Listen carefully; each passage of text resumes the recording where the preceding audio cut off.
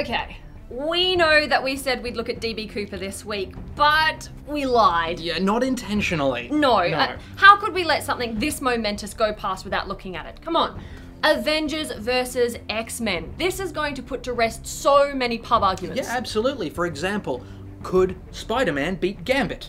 Or could Colossus beat Red Hulk? Or could Magneto fling Iron Man around like a crash test dummy? Yeah.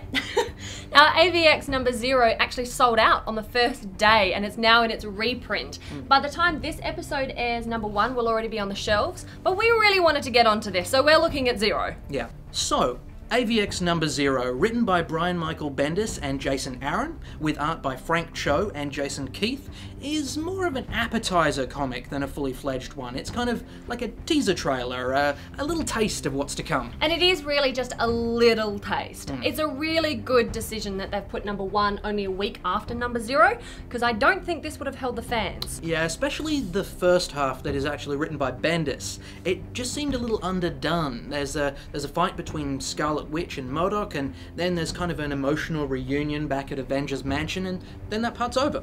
Yeah, personally I would have liked to read another 10 pages on the Hope Summers story. There was so much more going on in that was more of a complete story. Obviously Scarlet Witch is an important character in this realm, but I feel like there was just lip service being paid. Yeah, look, don't get me wrong. Love Bendis, always have, and I'm sure he's gonna pick things up as he goes along, but it just felt like there was a lot more going on in the second half. The plot moved better, the humor especially worked a lot better.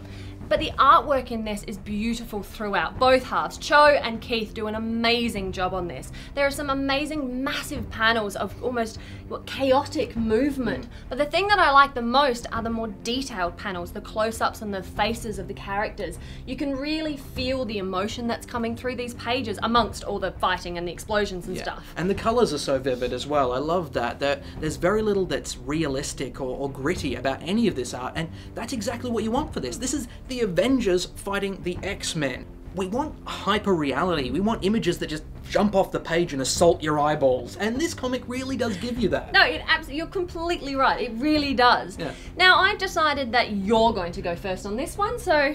Right, okay, throw me to the wolves. Alright, look, I thought this one was good, but not great. I mean, mostly because it is kind of an appetizer comic. There's absolutely nothing wrong with it, but I'm not going to be able to go further than a borrow for AVX number 0. It just didn't feel weighty enough to be an essential read, and if you've read any of the others like Schism or Sanction X or any of the lead-in Avengers stories, it's not telling you anything new.